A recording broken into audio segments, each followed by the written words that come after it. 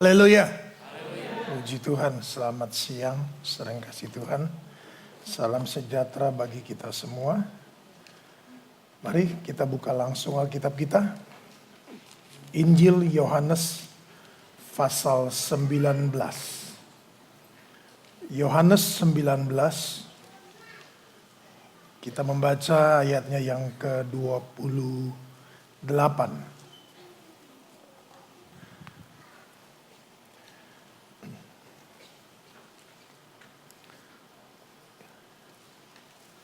Yohanes 19 ayat 28.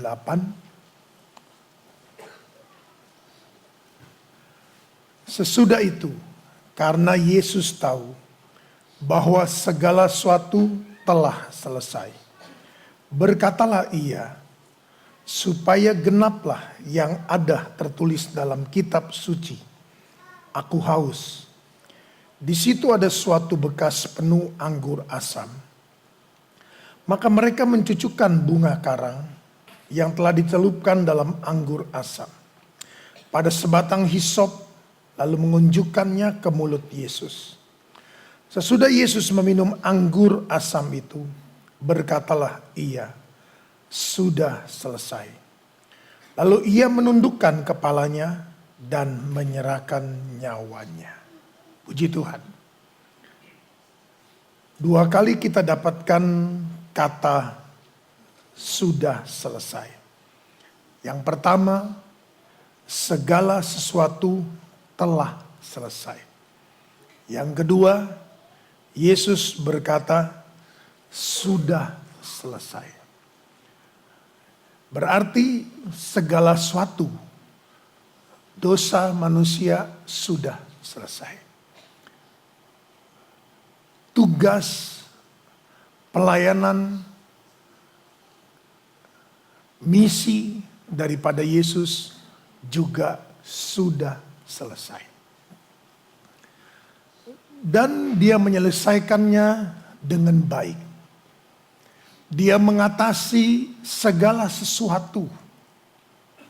Dia mengatasi kondisi kehidupan di dalam penderitaan, di dalam aniaya, di dalam segala sesuatunya, dia dapat mengatasi dengan menyelesaikan segala sesuatunya.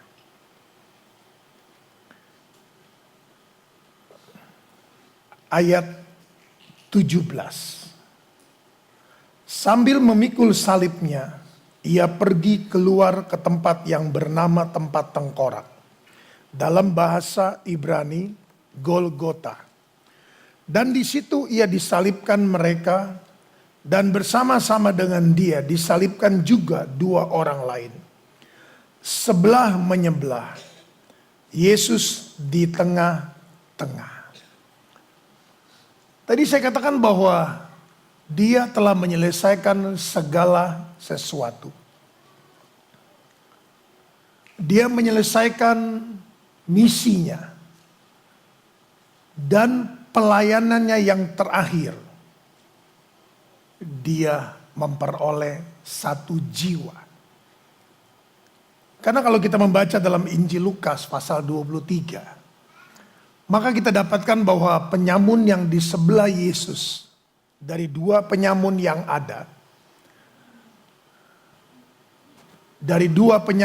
ada, kalau dalam Injil yang lain dikatakan dua-duanya mengolok-olok. Dua-duanya menghujat, dua-duanya menghina, dua-duanya mengejek. Namun dalam Injil Lukas kita mendapatkan bahwa salah satu dari mereka sudah berubah. Dia berkata bahwa ingatlah aku kalau engkau datang sebagai raja. Kalau engkau datang sebagai raja. Kalau kita mendapatkan kata raja di sini menunjukkan bahwa kemungkinan besar orang ini sudah mengenal, sudah tahu bahwa Yesus akan datang sebagai raja. Namun kita menyampingkan semuanya itu, yang menjadi inti saudaraku adalah Yesus Di dalam pelayanan segala sesuatu yang sudah berakhir itu, sudah selesai. Dia masih memperoleh satu jiwa. Ada dua di tengah, ada dua di sebelah kiri dan sebelah kanan. Ada Yesus di tengah. Ketika Allah menjadikan manusia, merestorasi dunia ini dengan menciptakan kembali manusia, maka hubungan manusia dengan Allah tidak ada yang membatasi. Namun ketika manusia jatuh dalam dosa, dosa yang membatasi. Dosa yang menghalangi untuk manusia bertemu dengan Allah. Dan upah dosa ialah maut. Jadi pengertian di dalam Yesus yang ada di tengah-tengah daripada kedua penyamun yang ada. Kedua penjahat yang ada. Memberikan kita juga pengertian bahwa di dalam kehidupan dalam dunia ini, ada orang yang menolak Yesus dan ada orang yang menerima Yesus.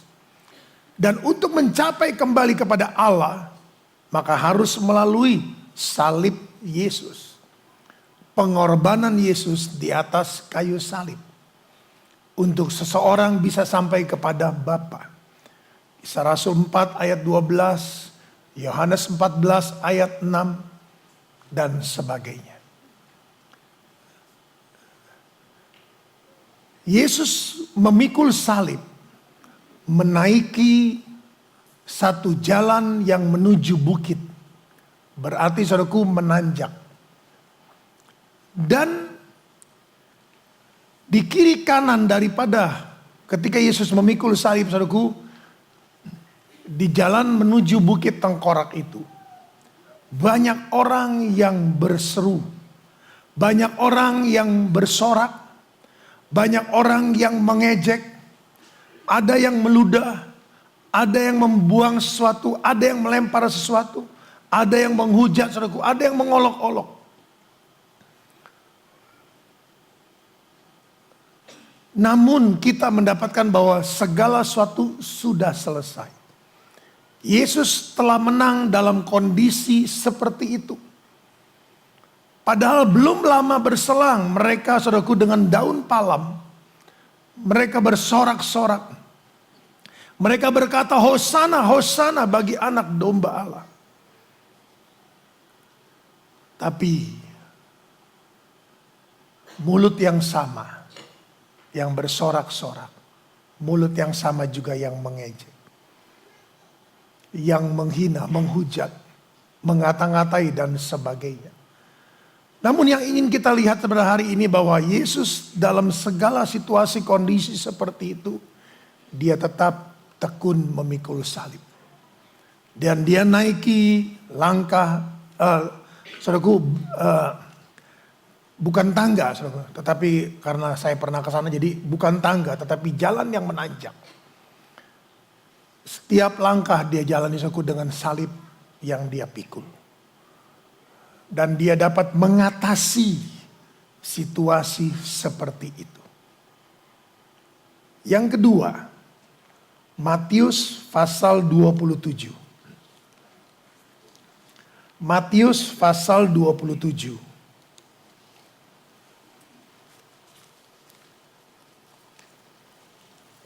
Kita membaca ayatnya yang ke-45. Ayat 45 dan ayat 46. Matius 27 ayat 45 dan ayat 46. Mulai dari jam 12 kegelapan meliputi seluruh daerah itu sampai jam 3. Kira-kira jam 3 berserulah Yesus dengan suara nyaring. Eli, Eli, lama sabatani. Artinya, Allahku, Allahku, mengapa engkau meninggalkan aku? Yang kedua, saudaraku, keberadaan Yesus sebagai manusia seutuhnya, 100%. Dia berkata, Eli, Eli, lama sabatani. Allahku, Allahku, mengapa engkau meninggalkan aku? kondisi seorang diri sebagai manusia seutuhnya. Belum lagi saudaraku ayat 45. Kegelapan meliputi seluruh daerah itu sampai jam 3. Selama 3 jam. Kegelapan meliputi daerah itu. Ingat, Yesus sebagai manusia seutuhnya. 100%. Kealahannya telah ditanggalkannya. Filipi pasal yang kedua. Dia menjalani saudaraku kehidupan sebagai seorang manusia. Dan dia merasakan seutuhnya bagaimana seorang yang ditinggalkan. Yang seakan-akan ditinggalkan. Dan dia saudara kasih Tuhan. Bagaimana dia juga menghadapi satu kegelapan. Kegelapan saudaraku. Selama 3 jam. Kegelapan dialami oleh dia. Namun puji Tuhan. Kembali dia menyelesaikan segala sesuatunya. Berarti dia menang dari kondisi diri dia. Dia menang dari kondisi situasi keadaan yang ada, kegelapan.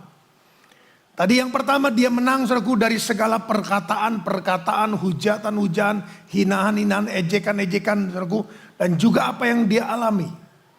Mungkin dia dilempar oleh tomat, saudaraku, mungkin dilempar oleh telur, mungkin dilempar oleh apapun.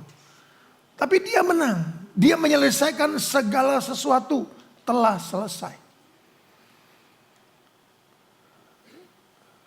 Dan apa yang dia ucapkan saudara kasih Tuhan adalah untuk menyatakan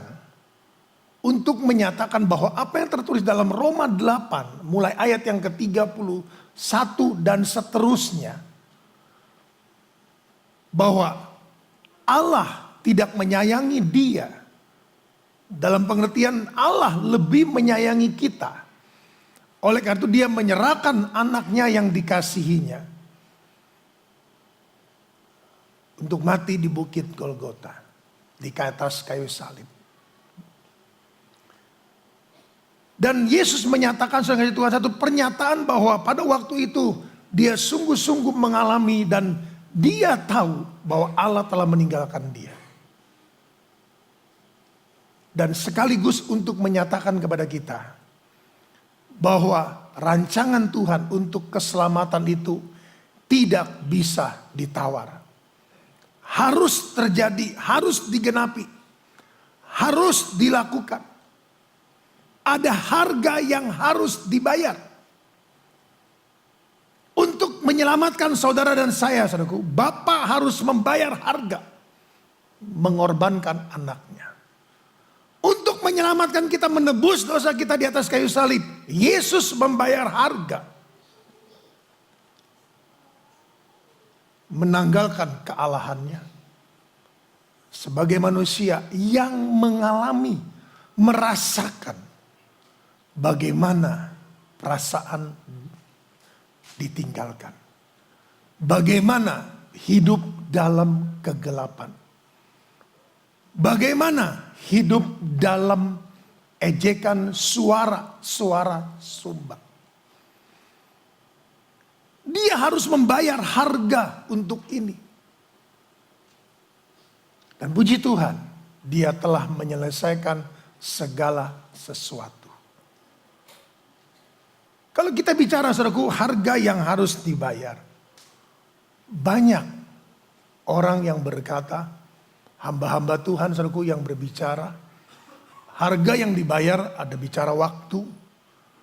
Ada bicara perasaan. Ada bicara saudaraku dana, uang dan sebagainya. Namun hari ini kita belajar saudaraku kita harus bisa membayar harga atas situasi kondisi yang kita jalani. Seperti Yesus. Secara manusia dia telah merasakan menjalani bagaimana rasanya seorang diri. Dia telah merasakan saudaraku bagaimana jalani hidup selama 3 jam dalam kegelapan-kegelapan yang seakan-akan saudaraku tidak ada satu titik terang. Dia juga sudah merasakan bagaimana orang yang sama, yang sudah mengeluh-elukan dia, orang yang sama juga yang berkata, salibkan dia, salibkan dia. Dia merasakan itu semua.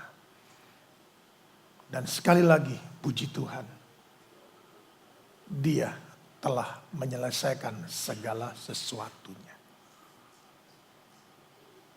Lukas pasal 1.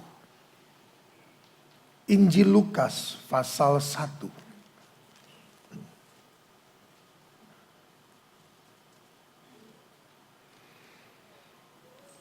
Ayat 26. Lukas pasal 1 ayat 26.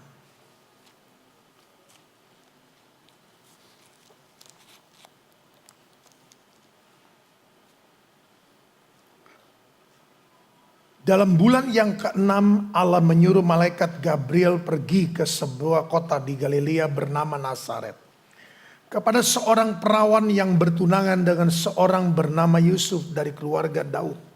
Nama perawan itu Maria. Ketika malaikat itu masuk ke rumah Maria, ia berkata, "Salam, hai engkau yang dikaruniai, Tuhan menyertai engkau." Maria terkejut mendengar perkataan itu, lalu bertanya dalam hatinya, apakah arti salam itu? Kata malaikat itu kepadanya, "Jangan takut, hai Maria, sebab engkau beroleh kasih karunia di hadapan Allah. Sesungguhnya engkau akan mengandung dan akan melahirkan seorang anak laki-laki, dan hendaklah engkau menamai dia Yesus. Ia akan menjadi besar dan akan disebut anak Allah yang maha tinggi.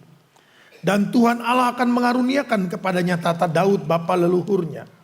Dan dia akan menjadi raja atas kaum keturunan Yakub sampai selama-lamanya. Dan kerajaannya tidak akan berkesudahan." Kata Maria kepada malaikat itu, "Bagaimana hal itu mungkin terjadi? Karena aku belum bersuami." Jawab malaikat itu kepadanya, "Roh Kudus akan turun atasmu, dan kuasa Allah yang maha tinggi akan menaungi engkau. Sebab itu anak yang akan kau lahirkan itu akan disebut kudus, anak Allah. Dan sesungguhnya Elisabet, sanakmu itu, ia pun sedang mengandung seorang anak laki-laki pada hari tuanya. Dan inilah bulan yang ke-6 bagi dia yang disebut mandul itu. Sebab bagi Allah tidak ada yang mustahil." Kata Maria, "Sesungguhnya aku ini adalah hamba Tuhan. Jadilah padaku menurut perkataanmu itu." Lalu malaikat itu meninggalkan dia. Tiba-tiba datang malaikat Gabriel yang berkata, "Engkau menerima karunia Allah. Engkau akan mengandung, melahirkan seorang anak laki-laki. Dan dia akan menjadi penebus dosa manusia." Bagaimana mungkin? Aku belum bersuami. Roh Kudus yang akan melaksanakan semuanya itu. Ayat 38 menyatakan bahwa Maria, dia menyatakan siap. Karena dikatakan, "Aku ini hamba Tuhan. Jadilah padaku menurut perkataanmu itu." Maria, saudaraku, seorang yang berpendidikan, seorang yang mengetahui Taurat, seorang gadis yang baik, seorang gadis yang bertumbuh rohaninya. Dan dia tahu konsekuensi apa yang dia akan jalani, alami, terima. Apabila, saudaraku, pada satu ketika kandungannya itu diketahui oleh banyak orang. Dia tahu konsekuensi apa. Bahkan dia bisa mati, saudaraku, dirajam oleh batu karena perzinahan. Bagaimana seorang yang belum bersuami, belum menikah, mengandung, saudaraku. Itu bukan satu aib lagi. Tetapi satu malapetaka yang dia akan terima. Namun, saudara kasih Tuhan, kita dapatkan bahwa dia berkata, Sesungguhnya aku ini adalah hamba Tuhan. Jadilah padaku menurut perkataanmu itu. Ada harga yang dia harus bayar dan dia tahu itu semua. Dia tahu bagaimana hari-hari ketika dia berbelanja, ketika dia berpergian, ketika dia keluar rumah. Bahkan ketika dia berjalan dengan Yusuf, saudaraku. Bahkan juga mungkin seorang diri. Pada waktu itu dia berkata, ini hasil daripada Roh Kudus, saudaraku. Dia akan ditertawakan orang. Dia akan diejek, saudaraku. Dia akan dihujat, dia akan dihina. Namun kita dapatkan bahwa dia adalah seorang yang mau. Dan dia berkata dengan tekad. Bukan dengan nekat, tapi dengan tekad. Aku ini hamba Tuhan. Jadilah padaku menurut perkataanmu itu. Maria membayar harga, saudaraku. Kalau Yesus tadi membayar harga, saudara Tuhan, dengan bagaimana orang menghina dia, melecehkan dia, menghujat dia, mengejek dia, saudara, dan sebagainya.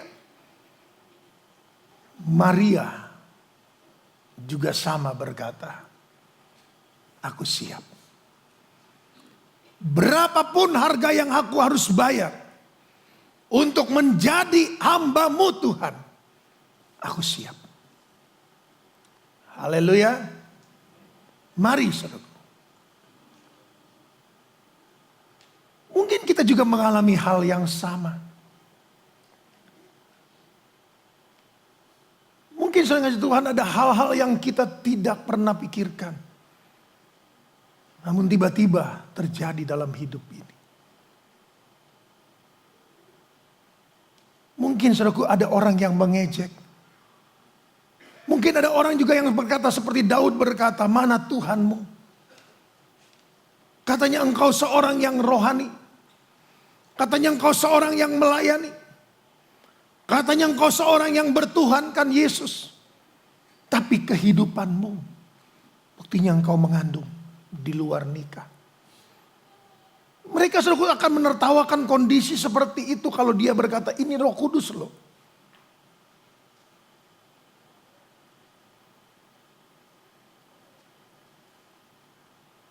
Tapi dia mempunyai satu tekad. Berapapun harga yang dia harus bayar. Aku ini hamba Tuhan. Aku ini hamba Tuhan, kata dia. Dia tetap konsisten. Dia tetap konsisten. Bahkan Yusuf pun diam-diam ingin menceraikan dia. Ingin saudaraku memutuskan hubungan dengan dia. Dia tahu bahwa itu dia akan terima. Namun dia harus membayar harga. Banyak saudaraku sekali peristiwa-peristiwa yang bisa terjadi dalam hidup ini. Banyak saudaraku dalam kita melakukan firman Allah. Dalam kita saudaraku memperjuangkan kehidupan kita dalam Tuhan. Pelayanan yang Tuhan percayakan dalam segala sesuatunya saudaraku. Kita ingat kita harus ada harga yang harus kita bayar. Untuk bisa rencana Tuhan itu terjadi dalam hidup kita. Saudara Tuhan. Seperti Yusuf. Mimpi itu harus terjadi. Dia diejek oleh saudara-saudaranya. Bahkan ayahnya pun berkata, apa yang kau ucapkan? Ada harga yang dia harus bayar, saudaraku.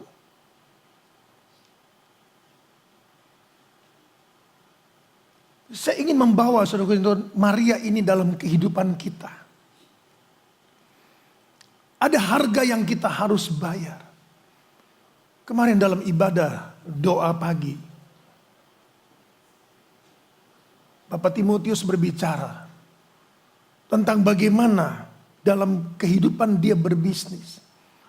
Ternyata apa yang dia ucapkan, saudaraku, dipantau oleh orang. Diselidiki. Dan dijadikan apakah perkataan ini sesuai dengan kehidupan dia. Baik dalam kehidupan pribadi maupun dalam kehidupan berbisnis. Sampai orang itu mengeluarkan ucapan kondisi orang yang akan Bapak Timotius hubungi sama seperti Bapak Timotius. Berarti saudaraku, panutan-panutan itu harus terjadi dalam hidup kita. Nah untuk itu, untuk kita menjadi berkat, menjadi terang, menjadi garam, menjadi kota, saudaraku, ada harga yang harus kita bayar. Mungkin ada ejekan-ejekan, sok kudus lu, sok suci lu, sok pendeta lu. Ada harga yang harus kita bayar, saudaraku. Saudara masih ingat saya pernah bercerita bagaimana kesaksian kami sekeluarga. Ada harga yang harus kami bayar, saudaraku, untuk tetap mempertahankan sekali Yesus tetap Yesus. Kami sekeluarga, saudaraku, harus membayar kepada keluarga besar kami untuk menyatakan bahwa Yesus itu adalah Tuhan. Dan wujud Yesus itu harus nyata dalam kehidupan kita. Ada harga yang harus kita bayar. Walaupun mungkin diejek. Mungkin saudaraku, kita mungkin juga tidak dihargai lagi. Kita mungkin ditinggalkan oleh teman, rekan, sahabat, dan siapapun. Kita mungkin saudaraku dianggap terlalu suci untuk mereka. Mari jalani hidup ini. Berapapun harga yang harus kita bayar. Jangan kendor. Tetap bertekun. Berapapun harga yang harus dibayar. Haleluya. Rut pasal 1. Kitab Rut pasal 1.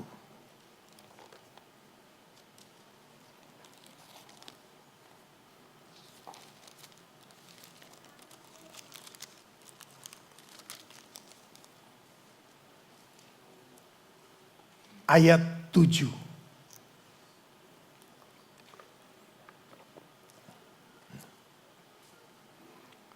Maka berangkatlah ia dari tempat tinggalnya itu bersama-sama dengan kedua menantunya.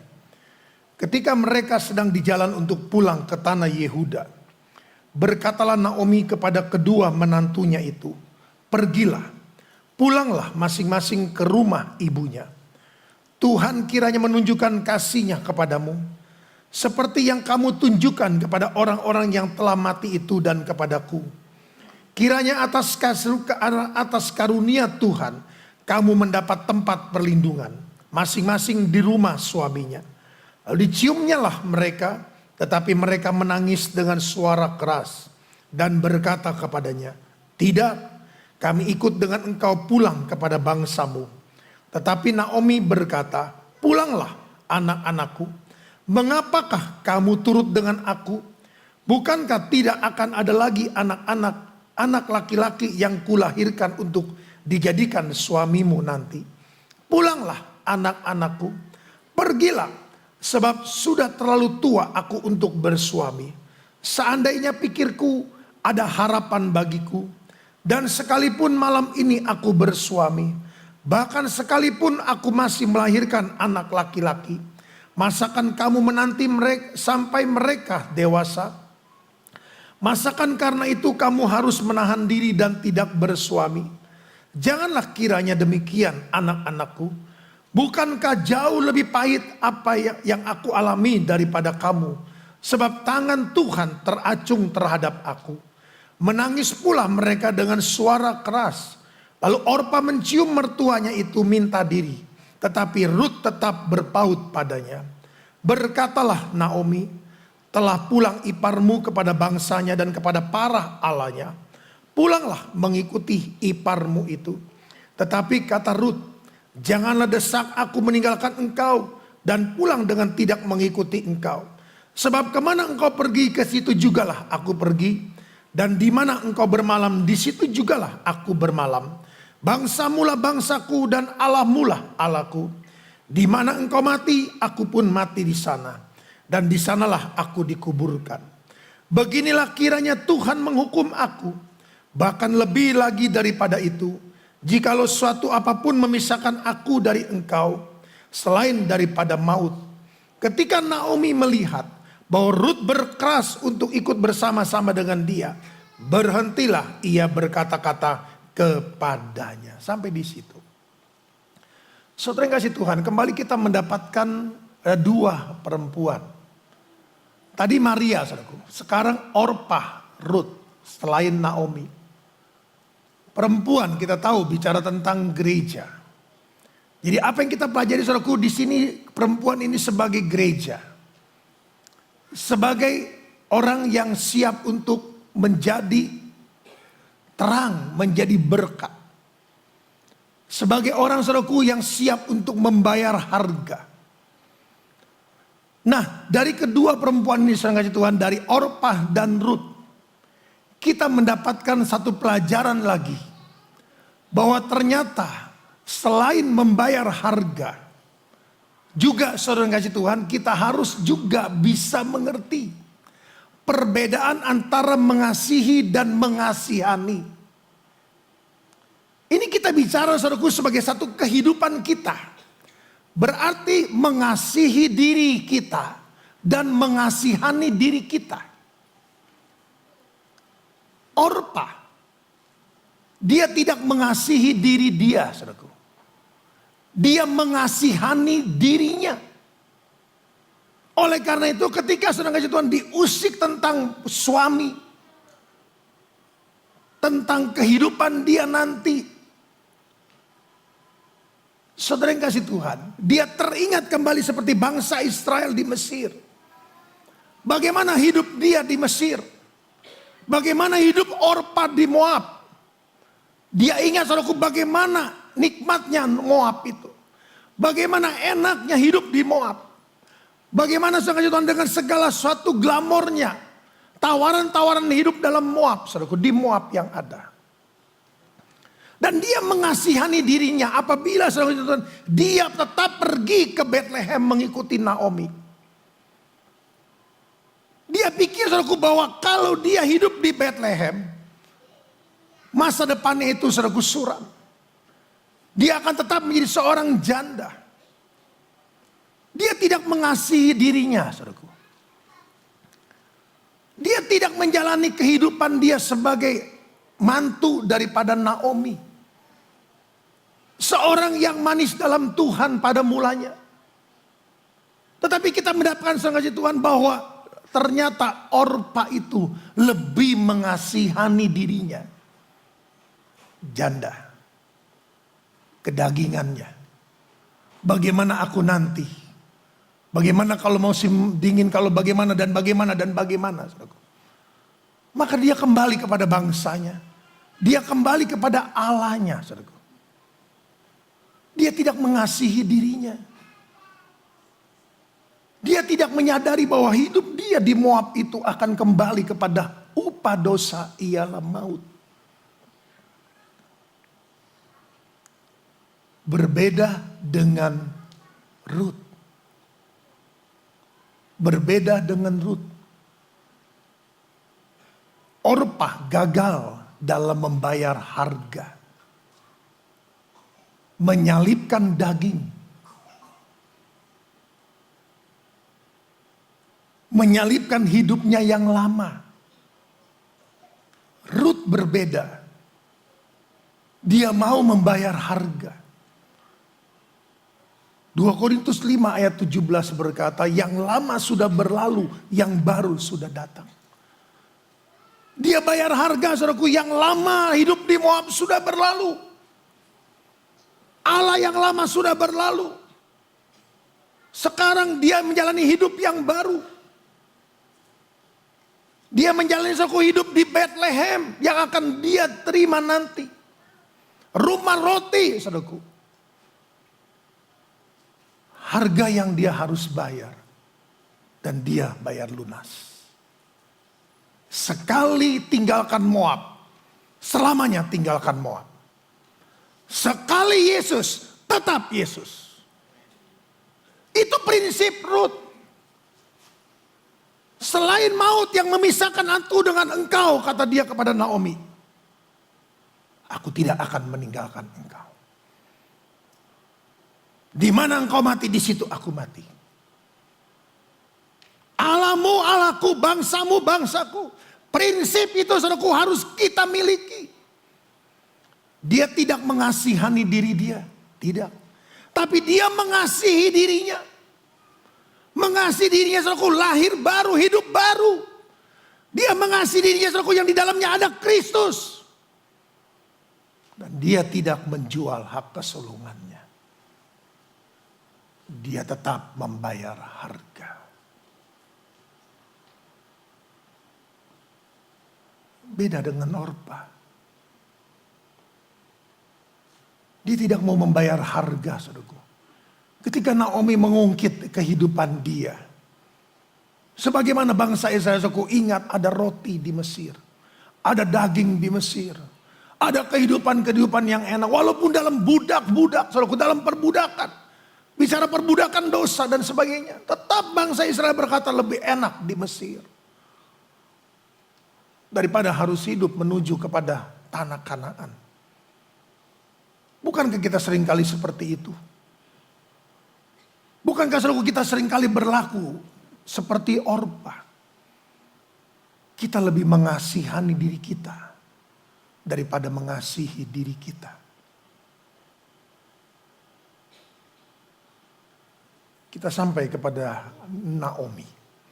Ayat 19. Dan berjalanlah keduanya sampai mereka tiba di Betlehem. Ketika mereka masuk ke Betlehem, gemparlah seluruh kota itu karena mereka. Dan perempuan-perempuan berkata, Naomi kah itu? Tetapi ia berkata kepada mereka, janganlah sebutkan aku Naomi. Sebutkanlah aku Marah. Sebab yang Maha Kuasa telah melakukan banyak yang pahit kepadaku. Dengan tangan yang penuh aku pergi. Tetapi dengan tangan yang kosong Tuhan memulangkan aku. Mengapakah kamu menyebutkan aku Naomi? Karena Tuhan telah naik saksi menentang aku. Dan yang Maha Kuasa telah mendatangkan malapetaka kepadaku. Naomi saudaraku lebih parah lagi. Dia adalah seorang yang manis ketika masih menjadi gadis. Saudaraku. Seorang yang manis dalam Tuhan. Seorang yang manis dalam pelayanan.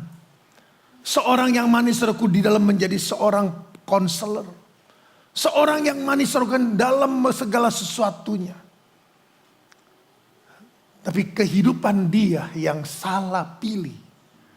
Dia salah pilih saudaraku, Elimelek yang dia pilih. Tidak memperhatikan kehidupannya. Maka ada harga yang dia harus bayar. Dari kemanisan yang dia miliki. Berubah menjadi marah. Kepahitan. Dan dengan kepahitan yang dia jalani, saudaraku, dia tidak bisa menerima kondisi seperti itu. Apabila saudara kasih Tuhan kita mengasihani diri kita, maka saudaraku yang keluar dari kita adalah keluhan, mengeluh. Selalu saudaraku melibatkan Tuhan. Namun dalam melibatkan Tuhan seperti Naomi, Tuhan naik saksi, Tuhan telah memulangkan aku dengan tangan kosong. Saudaraku, berperkara dengan Tuhan. Itu orang yang mengasihani diri, saudaraku. Tidak bisa menerima kondisi yang dia harus jalani, yang dia sedang jalani. Berbeda, saudaraku, dengan orang yang mengasihi diri. Orang yang mengasihi diri, saudaraku, akan selalu mengucap syukur dalam segala hal. Menerima segala situasi kondisi yang dia sedang jalani, saudaraku, dengan bersyukur, dengan segala Tuhan selalu memuji Tuhan. Menerima segala sesuatu seperti Yesus, saudaraku. Dalam keberadaan seorang diri dia terima, dia jalani. Dalam kegelapan dia jalani, saudaraku. Dia lewati itu semua. Di tengah-tengah saudara Tuhan memikul salib, ada suara ejekan, menghina dan sebagainya. Dia jalani itu semua. Dia sampai ke bukit Golgota. Maria pun demikian. Ruth pun saudaraku, dia mengasihi diri. Dia tidak mau kembali kepada Moab. Dia tidak mau kembali kepada Allahnya. Berbeda dengan Orpa. Kondisi Naomi yang terparah. Padahal tadinya dia adalah seorang konselor yang baik. Kalau saya lihat dia saudaraku, dia tidak berbeda dengan Ayub. Ayub saudaraku ternyata juga ketika terjadi pembicaraan antara dia dengan rekan-rekannya, baru ketahuan saudaraku, bahwa sesungguhnya Ayub itu juga adalah seorang yang rapuh. Dia bisa menasehati orang. Tapi ketika Tuhan mengizinkan semua itu terjadi, karena dia tahu bahwa apa yang dia lakukan itu salah, namun dia tidak mau memperbaiki diri. Dia tidak mau memperbaiki keluarganya. Dia tidak mau saudaraku mengembalikan keberadaan anak-anaknya kepada Tuhan, istrinya kepada Tuhan. Dia tahu bahwa hal itu satu ketika nanti Tuhan akan menurunkan tangannya kepada anak-anaknya. Seorang yang rapuh ternyata. Maka ketika Allah mengizinkan itu semua terjadi, baru kelihatan siapa dia. Saudara yang kasih Tuhan, tidak beda dengan Naomi. Dengan tangan penuh aku pergi, dengan tangan kosong Tuhan memulangkan aku. Tuhan, saudara kasih Tuhan, berperkara dengan Tuhan dia. Dia mengasihani dirinya. Aku habis. Ekonomiku habis. Sukacitaku lenyap. Damai sejahtera tidak lagi kumiliki. Tidak ada sesuatu lagi yang dapat kubanggakan di Bethlehem.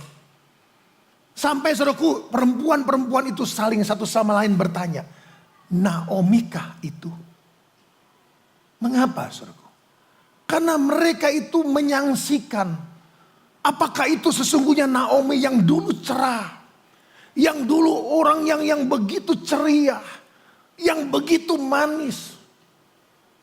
Sekarang kok seperti itu adanya.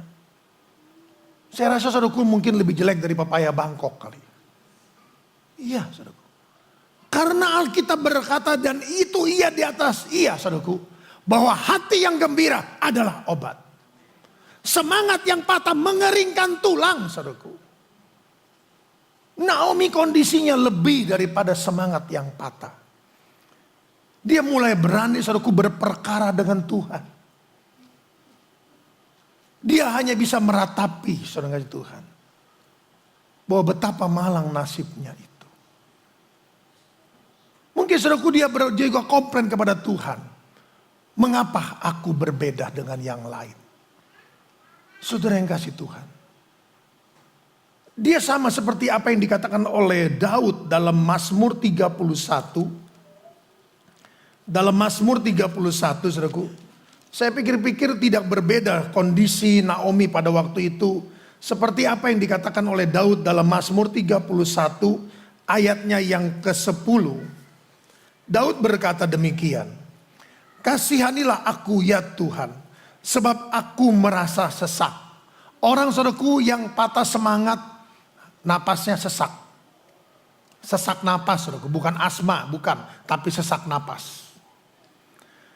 Karena sakit hati mengidaplah mataku, meranalah jiwa dan tubuhku. Hidupku habis dalam duka, tahun-tahun umurku dalam keluh kesah. Kekuatanku merosot karena sengsaraku, dan tulang-tulangku menjadi lemah. Di hadapan semua lawanku, aku bercelah. Menakutkan bagi tetangga-tetanggaku. Menjadi kekejutan bagi kenalan-kenalanku. Mereka yang melihat aku di jalan lari daripadaku. Saya pikir-pikir saudaraku tidak berbeda Naomi dengan apa yang dikatakan oleh Daud. Ketemu orang saudaraku di jalan orang lari. Tidaklah heran kalau perempuan-perempuan bertanya, Naomikah itu? Mengapa saudaraku? Karena dia hanya bisa meratap. Dia hanya bisa berkeluh kesah. Kesehatannya merosot, kekuatannya merosot. Tulangnya saudaraku ngilu. Semua kehidupannya tidak ada yang baik. Hari-hari saudaraku dijalaninya dengan susah payah. Mungkin lebih cepat suster ngesot saudaraku daripada orang yang seperti ini. Saudara yang kasih Tuhan. Mari kita belajar hari ini. Harga yang kita harus bayar. Menerima dan menjalani segala situasi, kondisi apapun yang kita jalani. Yang kita sedang jalani. Percayalah bahwa rancangan Tuhan bukan rancangan kecelakaan. Rancangan Tuhan adalah rancangan penuh damai sejahtera. Penuh hari depan yang bahagia buat kita. Mari saudaraku kita menyelidiki diri kita terlebih dahulu. Jangan mengasihani saudaraku tapi mengasihi. Apa yang kita jalani saudaraku itu apa merupakan itu tuaian dari apa yang kita tabur? Kalau tidak saudaraku maka jalanilah itu dengan penuh ucapan syukur. Percayalah bahwa di dalam gelap ada terang Tuhan. Bukan habis gelap saudaraku. Di dalam gelap ada terang Tuhan. Ada kemuliaan Tuhan. Kalau kita bisa membayar harga. Dengan mengasihi diri sendiri. Jangan saudaraku mengasihani. Apalagi saudara menyanyi di rumah. Betapa malang nasibku. Saudaraku. Kalau kampanye nyanyinya begitu saudara tidak ada yang mau ngundang. Tidak ada yang membayar saudaraku. Nanti partai gue jadi malang lagi gara-gara dia. Mari saudara yang kasih Tuhan. Yesus telah menang. Dia membayar harga. Bapa membayar harga. Yesus membayar harga saudaraku. Maria membayar harga. Ruth membayar harga. Dengan mengasihi diri. Bukan mengasihani. Jangan saudaraku jalani hidup ini dengan mengeluh, mengeluh dan mengeluh. Engkau tidak akan melihat terang Kristus. Engkau tidak akan mengalami bagaimana Kristus berkarya dalam hidupmu. Tapi jalanilah hidup ini dengan mengasihi. Orang yang mengasihi diri saudaraku adalah orang yang merawat. Amin. Amin. Orang yang mengasihi diri saudaraku adalah orang yang memelihara. Bukan yang menghancurkan, bukan. Merawat, memelihara. Saudara. Pelihara rohani, pelihara iman. Merawat kerohanian kita, saudaraku. Merawat hubungan kita dengan Tuhan. Itu namanya mengasihi. Kalau kita mengasihani, saudaraku, kita hanya bisa berkeluh kesah. Dan pada akhirnya kita berani seperti Naomi. Berperkara dengan Tuhan. Untuk jalani hidup saya, saudaraku, tidak mampu. Untuk mengubah hidup saja tidak mampu. Untuk mengubah nasib saja tidak bisa. Masakan kita mau saudaraku berperkara dengan Dia yang menentukan segala sesuatu. Mari jauhkan itu semua. Yesus telah menang. Dan di hadapan kita ada roti dan anggur yang merupakan lambang daripada tubuh dan darah Yesus. Di tengah kegelapan Dia menyelesaikan. Di tengah keseorang diri Dia menyelesaikan. Di tengah sebuah ejekan dan segala sesuatunya, Dia menyelesaikan. Dan Dia berkata, sudah selesai.